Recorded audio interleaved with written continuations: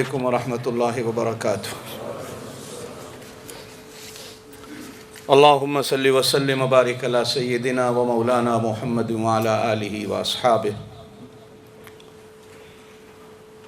اولئک آبائی فجئنی بمثلہم۔ یہ میرے بڑے ہیں، کسی کے پاس ایسا علم والا، ایسا تقوی والا، ایسا خشیت الہی والا ہو تو ہمیں دکھا دے۔ اگر قرآن و سنت کی روشنی میں بڑوں کے منہ پر بڑوں کی تعریف کرنے کی اجازت ہوتی تو میں اپنی عادت کے مطابق کئی گھنٹے اپنے بڑوں کی بزرگی پہ بیان کر لگا دیتا، لیکن ہمیں قرآن و سنت اجازت نہیں دیتا۔ اس بڑے کی تعریف جس نے ہمیں یہ بڑے دیے، ان کے سامنے کچھ کہنا آفتاب کو چراغ دکھانا ہے، لیکن بہرحال میں آج جو کچھ آپ حضرات کے سامنے ہوں، میں نے انہی سے سیکھا ہے، سب کچھ انہی سے لیا ہے۔ اللہ تعالیٰ مجھے ان کی امیدوں پر پورا اترنے کی توفیق دے۔ 70 لاکھ کی آبادی میں 1.5-2 لاکھ کے قریب مسلمان ہیں، جن میں 30-40 ہزار کے قریب پاکستانی مسلمان ہیں۔ گورنمنٹ ہانگ کانگ کی نظروں میں 30,000 کے قریب چائنیز مسلمان ہیں۔ ہانگ کانگ میں اسلام 1850 کے قریب پہنچا۔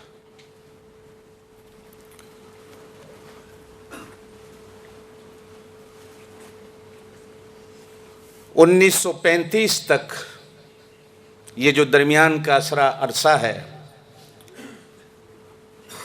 ہماری 3-4 مسجدیں، اللہ کے گھر ہانگ کانگ میں معرض وجود میں آئے مسلمانوں کی سجدے کے لیے اور عبادت کے لیے۔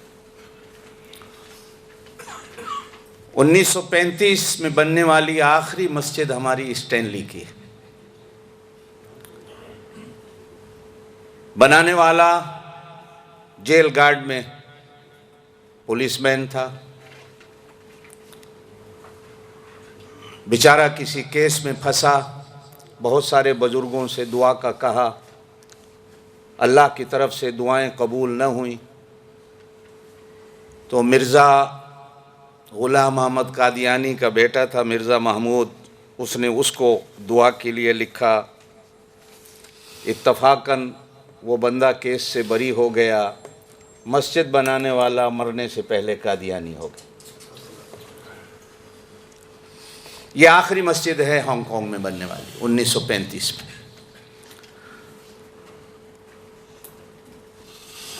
اس کے بعد ہانگ کانگ میں زمین پر کوئی مسجد نہیں بنی۔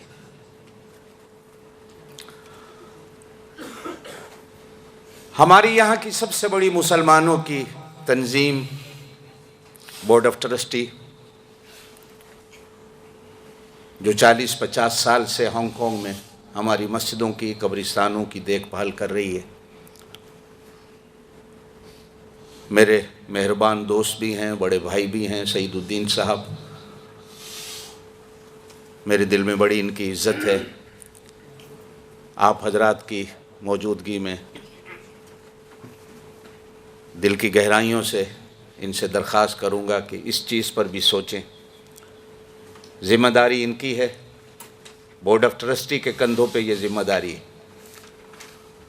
یہ تو اللہ کا شکر ہے درمیان میں ہم آ گئے اور مدرسوں کا ایک سلسلہ چل نکلا۔ آج گلی گلی میں، محلے محلے میں، ہر ڈسٹرکٹ میں، ہر تحصیل میں آپ کو مدرسے، مصلی، مسجدیں مہیا ہیں۔ میں کبھی کبھی سوچتا ہوں کہ کلون مسجد سے میرا نکلنا یہ مشیت عزدی تھی، اللہ کی مرضی تھی. اگر میں بھی وہیں بیٹھا رہتا ہوتا تو آج تک ہانگ کانگ میں یہ مدرسوں کا سلسلہ نہ ہوتا.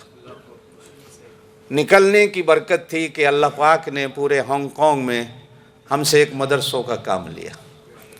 یہ ان حضرات کی ذمہ داری ہے، صرف مسجدوں اور قبرستان کی بھی نہیں بلکہ مسلمانوں کے تمام معاملات کی. میں آپ حضرات کے واسطے سے ان سے درخواست کروں گا، بلکہ میں نے تو ان سے بھی کئی بار خط بھی لکھا ہے کہ بھائی میں بھی کافی عرصے سے دل کا مریض ہوں، زندگی کا تو کوئی پتہ نہیں. یہ ختم نبوت کے مدرسوں کی ذمہ داری بھی بورڈ آف ٹرسٹی لے لے تاکہ میں تسلی اور سکون سے مر سکوں کہ بعد میں مدرسے میرے چل رہے ہیں. لیکن اللہ کی شان ہے، آج تک 5 سال ہو گئے مجھے اس خط کا جواب نہیں ملا. چونکہ میرے مہربان ہیں، میں اس لیے ان کے سامنے گلہ کر رہا ہوں. بہرحال حضرت 1994 میں پہلی دفعہ ہم نے ہانگ کانگ میں سالانہ کانفرنس کی ابتدا کی ختم نبوت کے نام سے. چونکہ ختم نبوت ہمارا اوڑھنا اور بچھونا ہے. میں نے کئی بار آپ سے کہا ہے کہ ختم نبوت حضور صلی اللہ علیہ وسلم کی اس پگڑی کا نام ہے جو پگڑی اللہ نے خود اپنے ہاتھوں سے اپنے محبوب کے سر پہ رکھی ہے. یہ وہ اعزاز ہے جو اللہ نے خود اپنے ہاتھوں سے اپنے محبوب کے گلے میں ڈالا ہے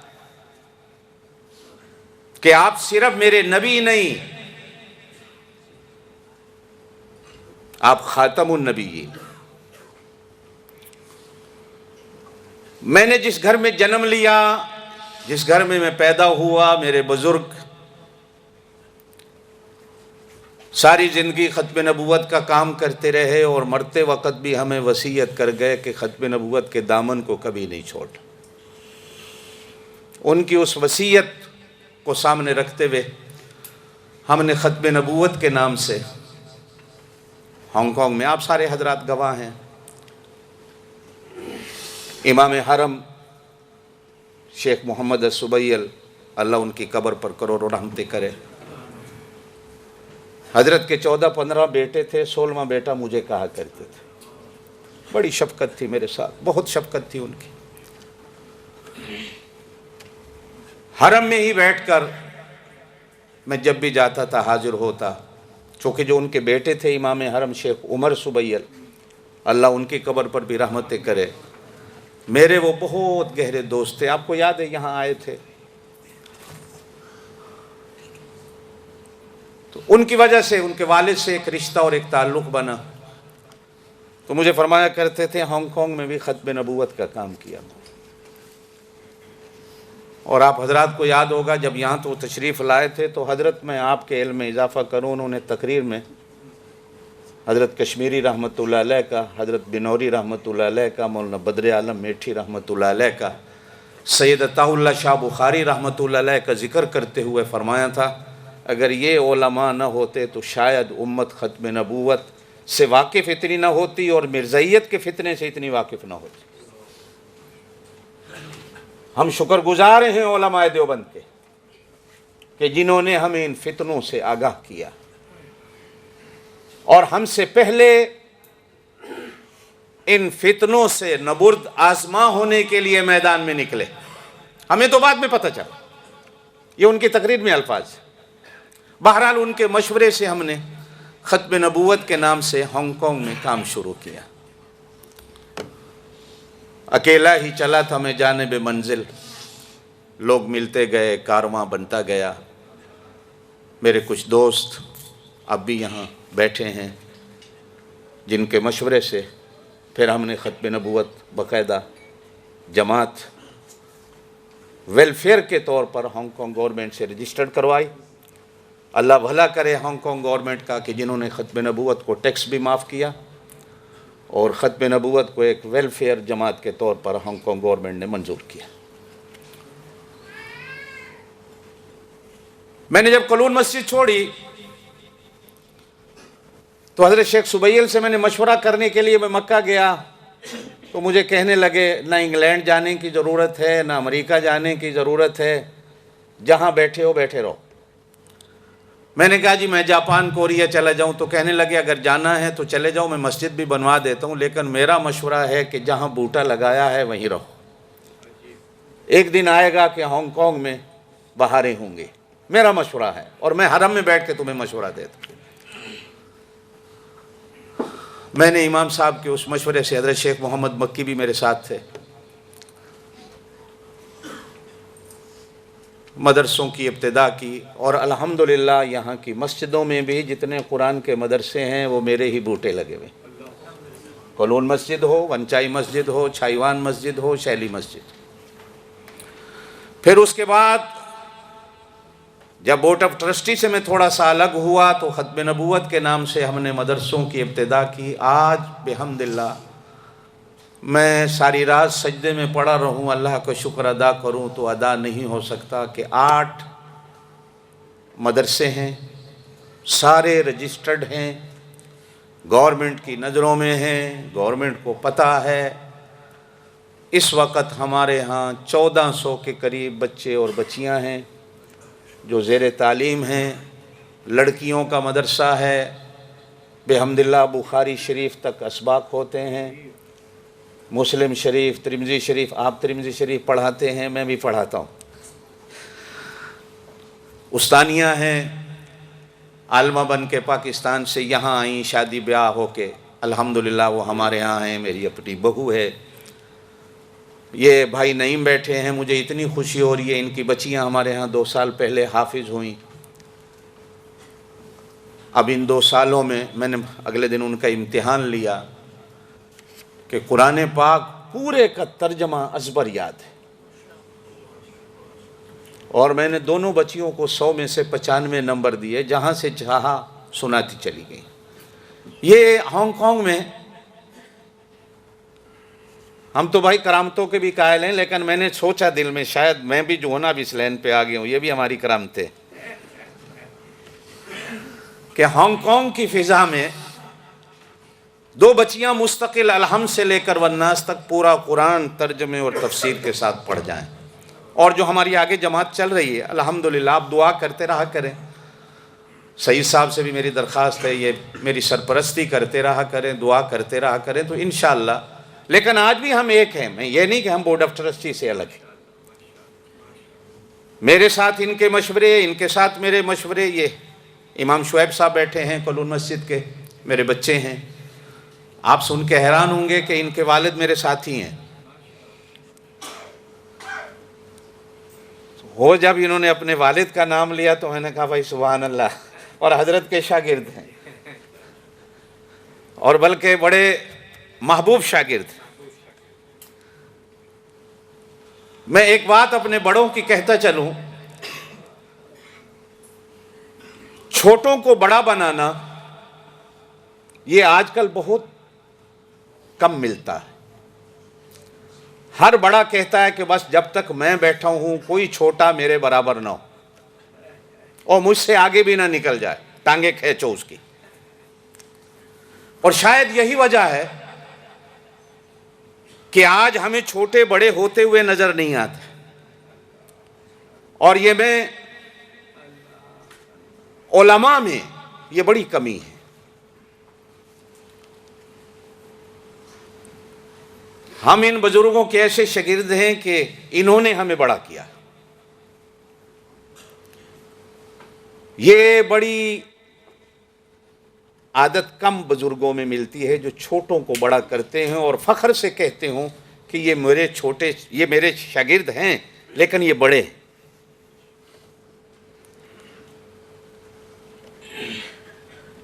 میں جامعہ اشرفیہ گیا، اب حالانکہ میں طالب علم ہوں، وہاں پڑھا ہوں۔ میں اگلے دن حضرت کو پوری کہانی سنا رہا تھا۔ جب میں دورہ حدیث شریف عالم کلاس میں وہاں داخلے کے لیے گیا تو میری عمر 16-17 سال تھی۔ تو جو ناظم دفتر تھے انہوں نے مجھے نکال دیا۔ کتنی عمر ہے؟ میں نے کہا جی 17 سال۔ کتابیں ساری پڑھی ہیں؟ میں نے کہا جی پڑھی ہیں۔ چھوٹی سی عمر ہے، آ گیا ہے۔ عالم کلاس میں داخلہ لینے کے لیے. پڑھی ہے؟ میں نے کہا جی پڑھی ہے. امتحان دو گے؟ میں نے کہا جی دوں گا. تو انہوں نے امتحان کے لیے جو ہمارے پورے پاکستان میں سب سے سخت امتحان لینے والے حضرت صوفی سرور صاحب، اللہ ان کی زندگی میں برکتیں دے، میرے استاد ہیں. میں نے ابو داود شریف حدیث کی ان سے پڑھی، ان کے پاس امتحان کے لیے بھیج دی جو سخت سے سخت. ان کے ہاں جو نمبروں کا اصول ہوتا ہے حضرت، ہمارے جو مدارس کے بورڈ میں امتحانات میں نمبر ہوتے ہیں وہ 41 سے 50 تک ہوتے ہیں،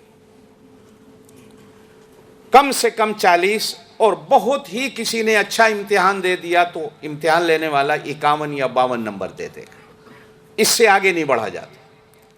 تو حضرت صوفی صاحب 41.5، 42.5، 43.15، اس طرح اتنا ان کے پاس کیلکولیٹ حساب ہوتا ہے نمبروں کا. میں جب گیا تو حضرت نے مشکات شریف کھولی، مجھے دیکھ کے پہلے تو حد سے کہا پڑھی ہے؟ میں نے کہا جی پڑھی ہے. کہا اچھا یہ حدیث پڑھو. میں نے پڑھی. حضرت نے ہدایہ اخیرین کھولا، پڑھا ہے؟ میں نے کہا جی پڑھا ہے. فقہ کا ایک مسئلہ پوچھا، عرض کر دیا، مختصر معنی نکالی. پڑھی ہے؟ میں نے کہا جی پڑھی ہے. عربی ادب کی کتاب متنبی حماسہ نکالا، یہ پڑھا ہے؟ میں نے کہا جی پڑھا ہے. تفسیر جلالین نکالی، پڑھی ہے؟ میں نے کہا جی پڑھی ہے.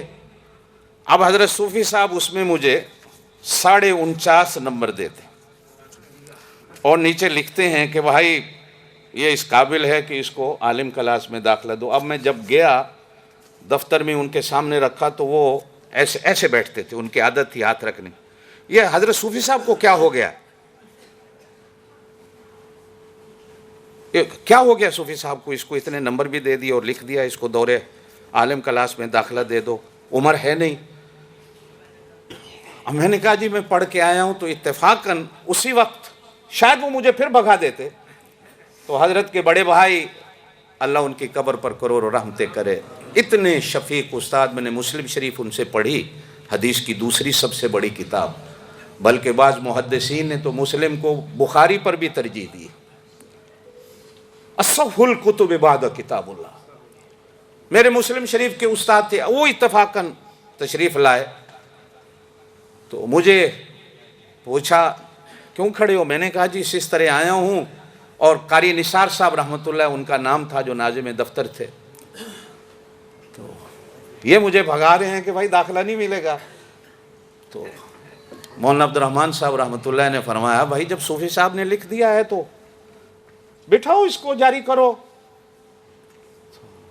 کہا جی چلیں آپ کہتے ہیں تو پھر بٹھا لیتے ہیں. ان بڑوں نے ہم چھوٹوں کو بڑا کیا اور ہم ان کی دعاؤں سے چلتے. اور میں اپنے شاگرد بچوں سے بھی کہوں گا کہ اساتذہ سے، بڑوں سے رابطہ رکھو. انشاءاللہ ایک دن آئے گا کہ اللہ پاک آپ لوگوں سے بھی کام لے گا. استادوں سے رابطہ ہو، استادوں سے دعائیں ہوں، ملاقات ہو. آج بھی الحمدللہ کئی سالوں سے ہمارا ہر سال یہ پروگرام ہوتا ہے، لیکن ہوتا ہر سال کے دسمبر کے مہینے میں یا نومبر میں. تو میں گزشتہ سال پاکستان گیا ہوا تھا تو حضرت نے کہا کہ میں ان دنوں میں ملیشیا، تھائی لینڈ، جاپان آ رہا ہوں. تو ہانگ کانگ بھی آنے کو دل کرتا ہے، تیرا کام بھی دیکھا ہوں کیا کرتے ہیں، ہانگ کانگ کے مسلمانوں سے ملاقات بھی ہو. اتفاقاً میں تھوڑا سا سست پڑ گیا تو ایک دن حضرت نے کہیں مولانا شعیب صاحب کو رابطہ ہوا تو ان سے بھی کہہ دیا. تو مولانا شعیب صاحب دوڑتے ہوئے میرے پاس آئے. تو میں نے کہا بھائی آپ سے زیادہ تو میرا تعلق ہے، بورڈ آف ٹرسٹی سے زیادہ تو میرا تعلق ہے، میں ٹرسٹی کو کیوں دوں، میں بلاؤں گا. تو الحمدللہ میں 2-4 دن سے جب سے حضرت تشریف لائے ہوئے ہیں اتنا اپنے آپ کو تندرست اور توانا، اور پہلے میں اپنے آپ کو بوڑھا سمجھتا تھا، میں پھر اپنے آپ کو جوان سمجھنے لگ گیا. بلکہ کل میری خوشی کو دیکھ کر 2-4 بچے مجھے کہنے لگے قاری صاحب استاد جی آپ شادی کر لو.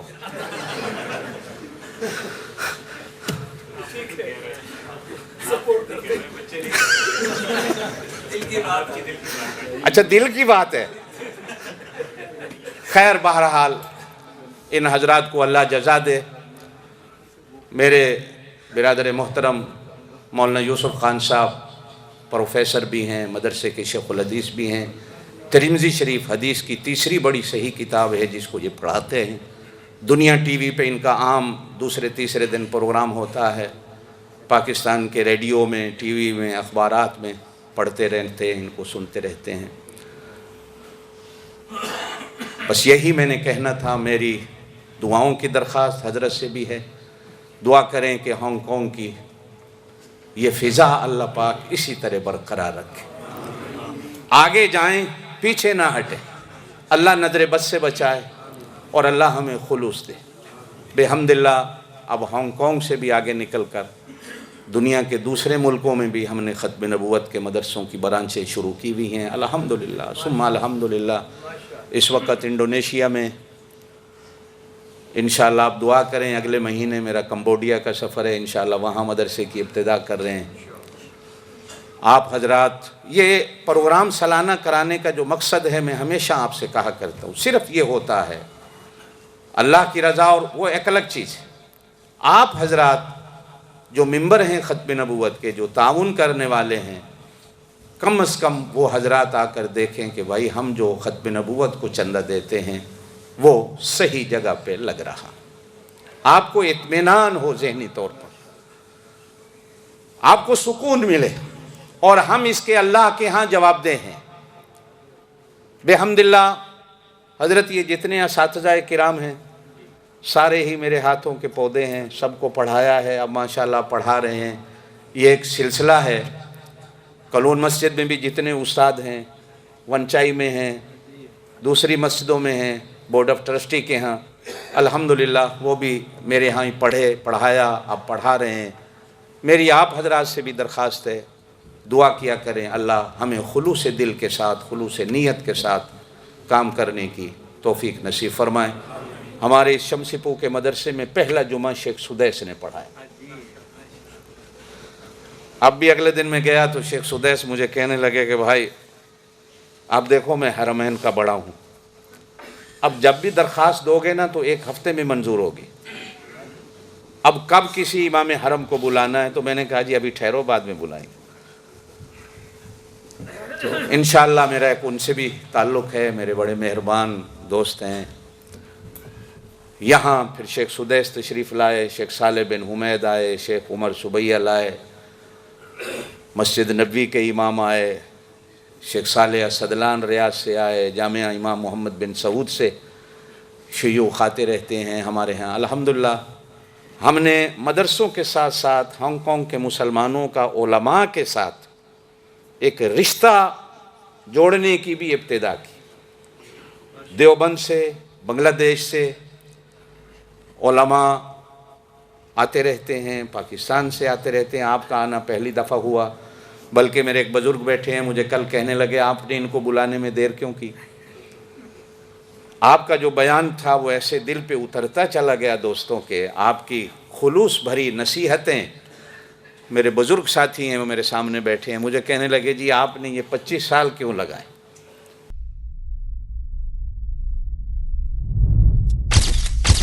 Message TV. This is your channel. This is your channel.